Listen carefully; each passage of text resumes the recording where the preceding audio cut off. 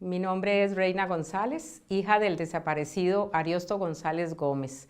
Mi padre murió el 24 de enero de 1969, líder guerrillero contra el régimen militar, luego del golpe de Estado del 11 de octubre de 1968. Él fue emboscado por la Guardia Nacional en Los Pozos, en la casa de sus amigos y vecinos Román Miranda y su esposa Carmen de Miranda. Sus amigos lo traicionaron por la suma de 5.000 balboas que pagó la dictadura militar al señor Miranda. Él se descuidó y fue rodeado por más de 35 hombres de la Guardia Nacional. Estos preguntaban, ¿quién está allí? Y él contestó, Ariosto González. Y ellos dijeron, ¿sale o lo sacamos? Y él contestó, agárrenme si pueden. Y en ese momento fue acribillado a tiros. Fecha que marca el comienzo de un final, ya que su muerte significó un duro revés para el movimiento guerrillero, que poco después se iría desintegrando tras su muerte. La fortaleza de la resistencia armada fue diezmada hasta que el movimiento guerrillero terminó. Ariosto González Gómez, él nació en Puerto Armuelles un 14 de enero de 1926. Panameño auténtico, nacionalista, apasionado, cantante a capela, bailarín, amante del ron, bromista, era un hombre espontáneo, era un hombre influenciador, capaz de expresar sus ideas con una brillante sencillez. Era un hombre trabajador y honesto, el alma de la fiesta. Su interés por los demás lo convirtió en un ciudadano muy querido en la comunidad. Él era un político autodidacta. Antes del golpe militar de 1968, mi papá no había participado en guerrillas, no conocía ningún conflicto militar, nunca tuvo problemas de orden legal. Mi papá nunca fue entrenado en tácticas de guerra. Mi papá era un campesino, un comerciante, casado con Ediorgina González Santamaría. Tenía 11 hijos, 9 mujeres y 2 hombres. Él vivió su vida en el momento del conflicto. Él tenía una finca en Jurutungo, en Renacimiento. Esta finca él la bautizó con el nombre de Acapulco. Su principal ingreso provenía del comercio de ganado en pie, en canal. Él también sembraba, extraía madera de la montaña y la procesaba en un rústico aserradero ubicado en el límite sur de Acapulco. Muy cerca de la montaña, bajando la loma, se levantaba la casa principal de la finca, una fachada de madera rústica como era común ver en aquellos tiempos. Sus ventanas se abrían de par en par, dejando entrar los rayos del sol. El fogón siempre encendido para hacer soportable la humedad y el frío propio de las montañas altas de Chiriquí. La vida de Ariosto González transcurría entre la siembra, la recolecta de frijoles, maíz, legumbres, el cuidado de ganado, de Jurutungo a Santa Clara. El 11 de octubre de 1968, la radio transmite y confirma el golpe militar. Ariosto González reaccionó como un patriota ante el llamado que el doctor Arnulfo Arias Madrid, presidente constitucional de Panamá, hizo desde su refugio en la zona del Canal de Panamá, llamando a sus partidarios y a todos los panameños que se consideraban patriotas a que empuñaran las armas y declararan una huelga de brazos caídos por la defensa de la soberanía de Panamá y sus libertades individuales. El 12 de octubre, a las 7 de la mañana, salió de la finca hacia Santa Clara a cumplir su rutina de la carnicería. Mi papá nunca más regresó. De camino, en Piedra Candela, reúne a un grupo de campesinos, entre ellos Daniel Quiroz el Cumbo, Augusto César Castillo, Marciano Rivera, Billy Mojica Concepción, y deciden levantarse en armas contra los militares golpistas. Su naturaleza de líder lo coloca frente al grupo, sin preparación guerrillera, Sin preparación en manejo de armas o estrategias militares, este grupo de campesinos, liderados por Ariosto González, se agruparon en las tierras altas de Chiriquí, Piedra Candela, La Quijada del Diablo, en el distrito del Renacimiento, decididos a empuñar las armas en defensa de los derechos constitucionales y de la soberanía de la patria. El 24 de enero de 1969, después de 3 meses de lucha armada y de varios días en la montaña, con hambre y con mucha vigilancia, deciden separarse. Ariosto dirigió su grupo hacia Los Pozos, a la casa de su amigo Román, un amigo personal, un vecino muy allegado. La señora Carmen de Román les brindó comida a unos 300 metros de su casa, en un trapichito que tenían donde hacían la molienda. Al anochecer, como a las 7 de la noche, la señora Román los invitó a entrar a la casa a tomar café. Ariosto fue el único que entró, confiado que eran sus amigos personales. Cuando llegó, lo estaba esperando la guardia y lo acribillaron a tiros, según narró a la Comisión de la Verdad un miembro de la resistencia chiricana al régimen militar. Es el testimonio de Billy Mojica en el caso de Ariosto González en la Comisión de la Verdad. Su naturaleza de líder lo hizo ser uno de los guerrilleros más temidos por la Guardia Nacional. Él no temía provocar la ira de los guardias, dejando mensajes en los sitios en los que acampaba durante su jornada guerrillera. La Guardia Nacional ofreció una recompensa de 5,000 balboas a quien lo entregara. En su lecho de muerte, el señor Román Miranda pidió perdón a la viuda de Georgina González, confesando su traición. Al verse rodeado e indefenso, Ariosto González dijo: yo soy Ariosto González, mátenme o cójanme si pueden. Y allí cayó. Se lo llevaron para David y no se supo más de él. Los testigos entrevistados en este caso narraron que el jefe de los hombres que lo acribillaron, Ariosto González, celebró su muerte, comunicando por radio que había sido muerto. Autorizó que se llevaran el cuerpo al campamento que tenían en Los Pozos, en un caballo, y nunca más se supo qué hicieron con el cuerpo. Lo sacaron de allí y se lo llevaron hacia David. El 24 de enero de 1969, Ariosto González Gómez fue asesinado y desaparecido por agentes de la Guardia Nacional, por la patrulla Machomonte, comandada por Ediberto del Cid, en la propiedad del señor Román Miranda, ubicada en Los Pozos, provincia de Chiriquí, República de Panamá. A la fecha de hoy, no se sabe qué hicieron con los restos de mi papá y en qué lugar le dieron sepultura. El gobierno nacional reconoció la muerte de Ariosto González como consecuencia de confrontaciones entre la Guardia Nacional y las fuerzas guerrilleras o terroristas, según consta en el informe de la Comisión Interamericana de los Derechos Humanos de la Organización de Estados Americanos, OEA. Aquel 12 de octubre, Ariosto González salió de su casa para nunca más regresar. Su esposa, Georgina González, y 9 de sus hijos quedaron en la finca Acapulco, sin noticias, únicamente las pocas que se transmitían por radio. Sus 2 hijas mayores estudiaban en Volcán en el momento de los hechos.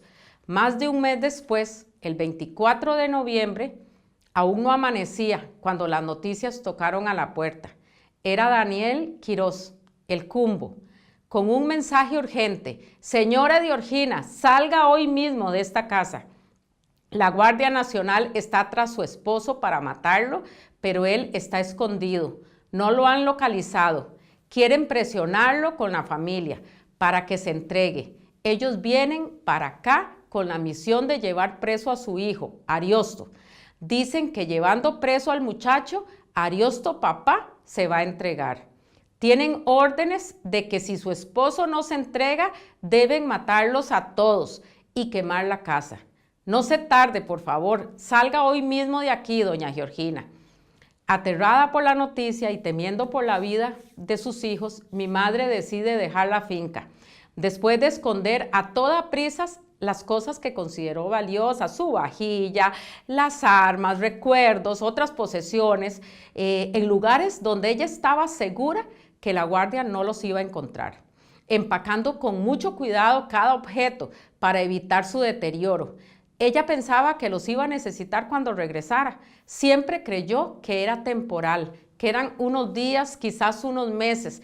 Todo volvería a la normalidad. Todo estaba listo. A la 1 de la tarde partimos hacia la finca del vecino más cercano, Andrés Cubilla, a 2 horas de camino en busca de refugio.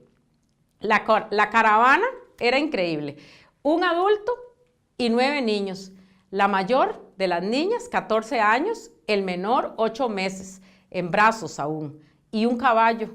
Esta caminata se prolongó por 6 horas, montaña adentro, ante la dificultad de las más pequeñas de sortear los obstáculos de la selva. Ya oscurecía cuando llegamos a la casa de don Andrés, con tan mala suerte que estaba cerrada. Los vecinos no se encontraban. Tuvimos que caminar 4 horas más en la selva oscura, en silencio para no alertar a los militares, atentos a los ruidos de la selva, con cuidado de no pisar serpientes, exhaustos. Entrada ya la noche, llegamos a un aserradero, propiedad del señor Manuel Quintero, que también estaba solo, sin luz natural y ante el temor de serpientes y animales salvajes que se escuchaban demasiado cerca. Mi madre abrió una ventana e introdujo a mi hermano al interior del inmueble para que abriera la puerta. Nos vimos obligados a violentar la propiedad privada para sobrevivir. Al día siguiente el señor Quintero llegó temprano, asombrado por la invasión a su propiedad, pero ante los ruegos de mi madre nos dio refugio y alimento durante un mes. Cerca de Navidad, no preciso la fecha, como a las 6 de la mañana, nos despertaron ráfagas de ametralladora, gritos de militares, ¡salga, salga!, gritaban, mientras disparaban al aire. Los tenemos rodeados. Mis hermanos más pequeños lloraban, aferrados a la falda de mi madre. Las más grandes estábamos paralizadas por el miedo, con la certeza de que ese día íbamos a morir. Entendíamos que los militares nos habían alcanzado y que sobre nosotros pesaba una sentencia de muerte. En medio de aquella tremenda confusión, mi madre levantó una tabla del piso, agarró por un brazo a mi hermano y lo consumió en un hoyo que se formaba entre la tierra y el piso, y colocó nuevamente aquella tabla y muy bajito le dijo: hijo, pase lo que pase, no salga de ahí hasta que yo lo llame. Inmediatamente abrió la puerta con mi hermano menor en brazos. Plantada frente a aquella tabla, no se movió hasta estar segura que los militares se habían retirado. Los militares la increpaban, la amenazaban, le decían: ¿dónde está Ariosto González? Entréguelo. Disparaban al aire. Yo detrás de mi mamá presenciaba una escena que se grabó en mi mente para siempre, con la que he caminado todos estos años. Aquellos gigantes de tez morena, vestidos de fatiga, con un rostro de piedra, vociferando palabras que no se entienden, disparando aquellas enormes armas y todo aquel lugar lleno de miedo, desamparo, impotencia, pequeñez. El aserradero está rodeado, habían militares corriendo, buscando, amenazando, con un despliegue de intimidación y acoso inimaginable. No está aquí, decía mi madre, pueden preguntar al señor Quintero. Don Manuel Quintero les dijo: aquí no hay guerrilleros, aquí lo que hay es familia. Registraron la zona y partieron rumbo a la finca Acapulco. Nosotras quedamos devastados. Solo los que hemos estado frente a la muerte conocemos esta sensación. Es como un cuchillo que te baja por la garganta y te llega hasta las tripas, te las desgarra con un furioso mordisco. Todos llorábamos, mi mamá caminaba de un lado para otro sin saber qué hacer, por momentos pensaba en regresar a su casa, pero al final don Manuel la convenció que por su seguridad lo más conveniente era pasar a territorio costarricense. Años más tarde nos dimos cuenta de que ese mismo día los militares llegaron a la finca, quemaron la casa con todo lo que había dentro, mataron a tiros a los perros, los cerdos, abrieron los corrales de las gallinas, las vacas más viejas las asesinaron, robaron todo el ganado que pudiera caminar. Cuentan los vecinos que todo el día se vio a los militares arriando vacas hacia su campamento. Una hora más tarde de este evento, mi madre recogió nuestras pocas pertenencias y a toda carrera tomamos camino, 8 horas a pie hacia Costa Rica, rumbo a la localidad fronteriza de Las Mellizas, sin agua, sin comida.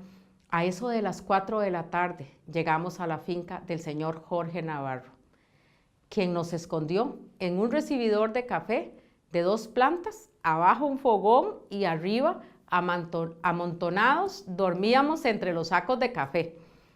A principios de enero del 79, una tarde, mientras mi madre cocinaba, estábamos jugando entre los sacos de café y se escuchó un gran alboroto. Los militares otra vez nos encontraron. El comandante gritaba mostrando sus armas en actitud amenazante. ¿Dónde está la familia de Ariosto González? Mi madre, con el cucharón en la mano, totalmente pálida, tomó posición frente a la escalera y de ahí no se movió. Si alguien hubiera intentado subir esa escalera, hubiera tenido que pasar sobre su cadáver. Silencio, todo era silencio. El silencio que el miedo puede generar. Era la escena que se vivía en el piso de arriba. Echas un puño rogando que mi hermano menor no se le ocurriera llorar y que el mayor, que andaba cogiendo café, no se le ocurriera aparecer. Solo se oía el bum bum del corazón. Otra vez ese dolor de estómago, otra vez ese miedo. Un miedo que se nos metió en los huesos y nos ha perseguido por 50 años. Ante los gritos el señor Navarro respondió: aquí solo vive mi familia, y les informó que eso es territorio costarricense. Nosotros no sabemos nada, decía el señor Navarro. Los militares se retiraron a la montaña y desde nuestro refugio toda la noche se oyó un intenso tiroteo, cada vez más cerca. A lo lejos se escuchaba el pito de un militar herido que había sido abandonado. Un mes después encontraron sus restos. Al amanecer, el señor Navarro nos trasladó a una casa más adentro de la propiedad. Creyó que era un lugar más seguro para nosotros. Mi madre amaneció ese día enferma, con un shock diabético provocado por el estrés, manteniéndose grave en cama por 22 días. Muy preocupados por el constante acoso de los militares panameños y la inminente muerte de mi madre, pensando en la orfandad de tantos niños, los Navarro dieron aviso a la policía costarricense que tenía un campamento en la escuela de Zabalito. No había terminado enero y nuevamente estábamos rodeados. Somos la policía costarricense, no tengan miedo, venimos a hablar con su mamá, nos decían. Mi madre como pudo se levantó y con atención escuchó al comandante Sarmiento. Insistía en que debíamos regresar a Panamá, que estábamos poniendo en peligro la vida de los costarricenses, que nos daban refugio, y la soberanía de Costa Rica estaba siendo violentada por los militares panameños, que acosaban de forma incesante a los lugareños y transitaban por territorio costarricense. Mi madre se mantuvo firme. No, yo no puedo regresar, y solicitó refugio. La policía tica se encontró con un panorama desolador. La única adulta en cama, 9 niños pequeños sin nada que comer, escondidos en lo profundo de un cafetal. Movido a misericordia, el comandante trajo a funcionarios de la unidad sanitaria que llegaron con medicinas para mi madre y gran cantidad de alimentos enlatados que para nosotros fueron un manjar. Nos trasladaron al campamento que tenían en la escuela de Zabalito hasta que mi madre se recuperó. Posterior a esto, la familia fue trasladada a San Vito de Java, territorio costarricense, a la finca La Sica, en donde todos, excepto los 3 menores, nos sumamos a la recolección de café. Mis hermanas mayores, jovencitas de 12 y 14 años, se colocaron como empleadas domésticas en casas de la zona. Ese año nos inscribieron en la escuela, con la ayuda que recibimos del padre de la Iglesia Católica y de los vecinos del lugar. Así transcurrió nuestro primer año de exilio, en la más extrema pobreza. Finalizada la recolecta de café, mi mamá se unió a la poda del café. Era la única mujer, entre todos los demás eran hombres. En 1970 alquilamos una casita en el centro del pueblo. Unos días después, frente a nuestra casa, se instaló una familia panameña. El jefe de familia, Ernesto Castillo, un exmilitar que supuestamente había huido en medio del conflicto. Resultó ser un informante de la Guardia Militar panameña. Un día, un contingente armado, no se sabe si de los militares o de la guerrilla, lo asesinaron frente a su familia en territorio costarricense. Una vez más estábamos en peligro. Conscientes de nuestra condición de perseguidos políticos, otra vez el miedo, otra vez la urgencia de correr, no sabíamos para dónde, nuevamente amenazados. Ese día mi madre toma la decisión de trasladarse a San José, sin dinero, solo con lo que cada uno pudiera cargar, con ayuda de un político costarricense. Nos acomodamos en un camión que transportaba chiles para San José. La primera de las muchas casas que alquilamos en San José era un galerón en San Rafael de Desamparados. Otra escuela, otros vecinos, otra vez conseguir trabajo. Todos teníamos que trabajar para poder comer. La persecución política nos alcanzó el 16 de enero de 1970, cuando en un hotel del centro de San José, a 11 kilómetros de nuestra casa, mataron al guerrillero Walter Sardiña. Con la ayuda de la policía tica, la Guardia Militar panameña puso precio a su cabeza y aparentemente pagó una recompensa por su muerte. A partir de ahí inicia en mi familia la etapa del silencio. Nunca más decir quiénes somos, ni de dónde venimos. Fue ahí donde nos donde nos robaron nuestra identidad, la alegría y el orgullo de ser panameños. Nunca más nos sentimos seguros, siempre bajo el acecho de la persecución política. La dictadura militar nos condenó a 50 años de exilio forzado. Nunca más tuvimos noticias de mi papá. Nunca tuvimos la certeza de su muerte. En Panamá, mis dos hermanas que quedaron separadas de la familia por el conflicto, sin posibilidad de comunicarse, vivieron un verdadero drama. La mayor se reunió con nosotros en San Vito, pero nunca se recuperó del problema nervioso que le causó la guerrilla. Y mi hermana Andrea no se atrevió, se quedó en Volcán trabajando como doméstica. Años más tarde, cuando fue diagnosticada con cáncer, los médicos le indicaron que el cáncer que terminó con su vida era el resultado de un gran sufrimiento. Mientras tanto, la familia de mi mamá, tíos, abuelos, experimentaron un terrible acoso por parte de los militares. Muchos de ellos negaron conocernos. Nos tocó vivir solas, sin contención, sin ayuda, sin familia. Hoy puedo decir que fue la mano de Dios quien nos sostuvo.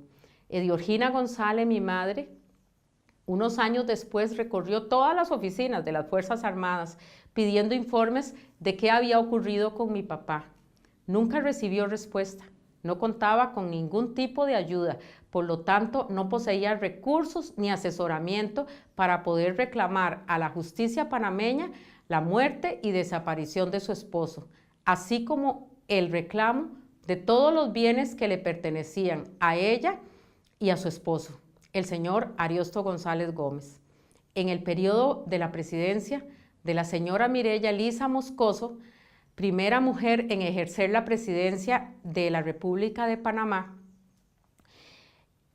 por el periodo constitucional del 1 de septiembre de 1999 hasta el 1 de septiembre del 2004, en el gobierno de la señora Mireya Moscoso se estableció la Comisión de la Verdad, donde se presentó el reclamo judicial y se determinó que Ariosto González murió en manos de la Guardia Nacional el 24 de enero de 1969, en la casa de la familia Miranda, y que esta muerte se debió a la traición provocada por la familia Miranda en contra del ciudadano panameño, señor Ariosto González. La dictadura militar nos robó nuestra identidad, nos colocó en una situación de exilio 50 años. La dictadura militar no nos permitió disfrutar del ser panameño, no nos permitió tener la vivencia del panameño común y corriente. La dictadura militar nos hizo anhelar lo más mínimo, lo que un panameño tiene todos los días. Un simple arroz de guandul era para nosotros una añoranza, era para nosotros un manjar que no teníamos acceso porque la dictadura militar nos colocó en un exilio forzado durante 50 años. Hoy cuento mi testimonio acá para que esto nunca más vuelva a ocurrir en Panamá. Nunca más un niño panameño debe vivir lo que nosotros vivimos.